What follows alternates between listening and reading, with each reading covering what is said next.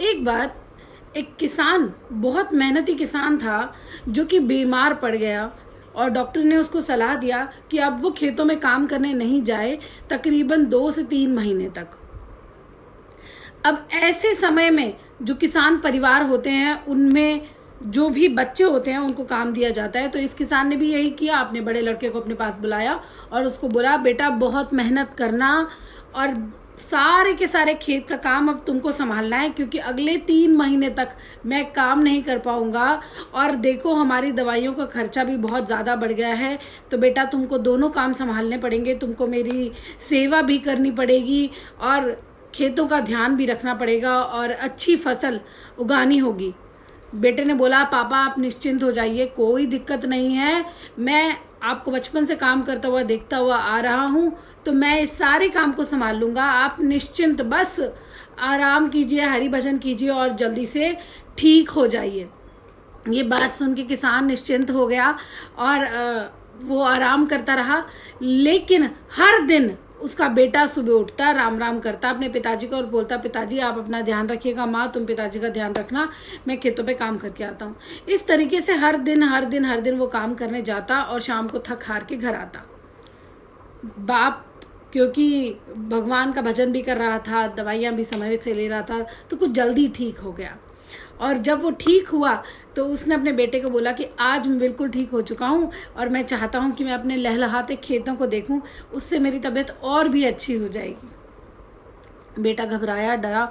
उसने पहले तो मना करने की कोशिश की कि आपको क्या जाने की ज़रूरत है, आप आराम कीजिए अभी। उसने बहुत कोशिश की कि वो किसी तरीके से अपने बाप को रोक ले, लेकिन उसका बाप सोचने लगा, ये बेटा मुझे रोक क्यों रहा है। इस सवालों के साथ किसान चलता गया और अपने खेतों की तरफ जब जाके देखा तो अड़ोस पड़ोस के सभी खेतों के अंदर हरी हरी धान आ चुकी थी, लेकिन किसान के खेतों में अभी तक कोई धान नहीं आई थी।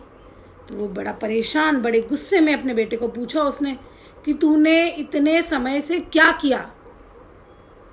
तो उसके बेटे ने बताया, पापा मैंने हल जोता, जैसे आपको मैंने जोतते देखा था, मैंने पानी भी दिया, मैंने बैलों को भी चलाया, मैंने सारा का सारा वो काम किया जो आपको मैंने हमेशा से करते हुए देखा, लेकिन पता नहीं क्यों फसल नहीं आई।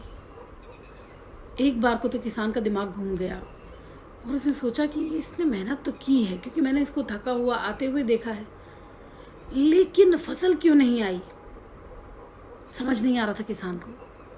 उसने मिट्टी को छू के देखा। जब मिट्टी को छू के देखा तो किसान को पता चला, अरे इसने तो बीज ही नहीं डाला। हल चलाने से, सिंचाई करने से, समय पे खाद डालने से खेत लहलहाते नहीं है। खेत लहलहाना तभी हो पाएगा जब बीज डाला जाएगा। धान तभी उगेगा जब बीज डाला होगा। एक कट्टा भोरी भर के जब खेतों में डाला जाता है, बीजों का धान डाली जाती है, तभी खेत में फसल होती है। किसान बड़े गुस्से में अपने बेटे से पूछने लगा कि तूने बीज क्यों नहीं डाले, कम बुद्धि, तुझे बीज डालना था पहले, उसके बाद ही तो पौधा उगेगा। तो किसान के बेटे ने हाथ जोड़ के अपने पिताजी से बोला, पिताजी मैं क्या करता, मैं मजबूर था, आपकी दवाइयों के लिए पैसे नहीं थे हमारे पास।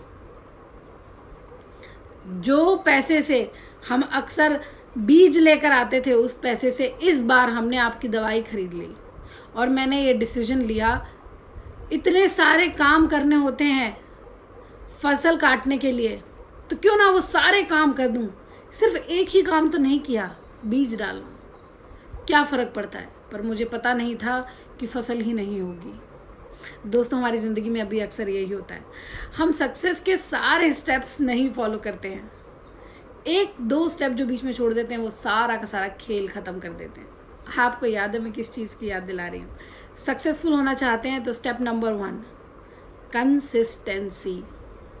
Thank you so much.